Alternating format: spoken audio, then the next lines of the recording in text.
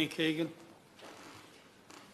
Thank you, David. It's a pleasure to serve under your chairmanship. And I'd like to also thank the member for Angus for bringing forward this important debate and highlighting the risk to all of our coastal communities. Many of my constituents are lucky enough to live by the sea with beautiful views and a vibrant tourism economy. The Chichester constituency is home to some of the UK's most beautiful beaches and diverse marine ecosystems.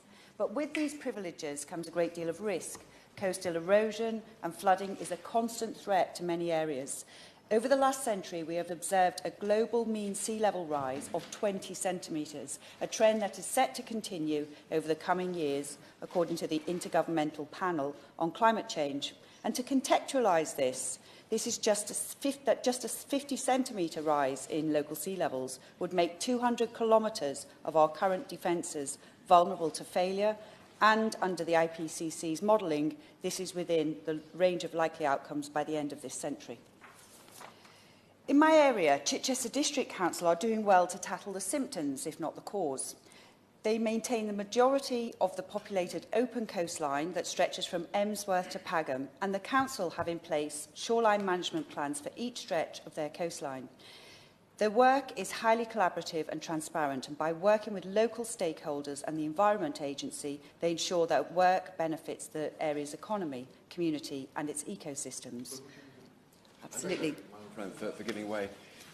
My local council has similar policies in place, but there is a real problem coming down the track in terms of the disappearance of RSG. And when that goes, surely there will have to be some form of either top slicing or maybe a ring-fenced precept for local authorities like hers and like mine.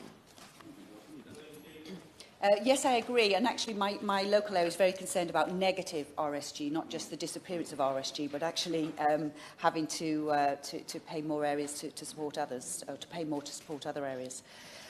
So whilst also achieving high levels of third-party investment, this has led to better coastal protection. But my honourable friend is right. We need to ensure that we properly fund our coastal areas. At both East Head and Pagham Harbour, coastal advisory groups run the UK's only 2 active management sites. Both sites have a highly dynamic coastline, and therefore predicting erosive and flood patterns can be challenging. Active management involves long-term monitoring and observation to ensure interventions are effective and in tune with the natural processes. The Regional Coastal Monitoring Programme, based in Southampton, is key to this process, providing data on waves, tides and the changing nature of the coastline. Armed with this data, the group can make decisions on interventions like replacing or removing failing structures or replenishing beach sediments. Such is the success of this programme that natural changes at Pagham since 2016 have, in the short term, removed the threat to residents and introduced an intertidal wetland habitat, which is now an RSPB nature reserve.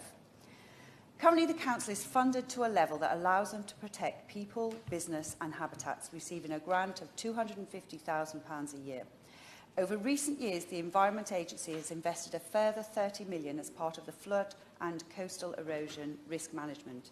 At Medbury, where the UK's first managed realignment site is also ongoing.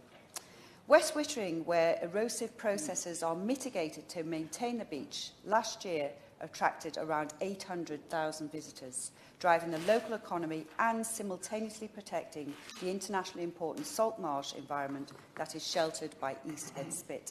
However, there's still significant concern in my area. In the long term, the Council have warned that many highly populated areas like Selsey, Bracklesham and East Wittering will eventually require significant investment. I will resign. I know West Wittering, fabulous speech. Knowing it quite well, I'm wondering how the heck you can protect it and the salt marshes. It's so big, and the whole of your constituency is so quite low-lying. I don't see how, with rising sea levels, we can do much about it. Well, I think this is the point of this debate. We have to do something about it, because nobody would want to see the disappearance of such an important stretch of coastline and also nature reserves that we have in the area. And you're right, it is important that we do focus on these low-lying areas, but protecting the Chichester constituency coastline and the south coast is going to be increasingly important. And as an area, you raised the question very well, we must continue to invest in our coastal infrastructure. and we look forward to larger investment which will be required alongside our innovative approaches like managed realignment and active management. But it's true, we cannot do this alone, and we'll be requiring further investment from the department. Thank you.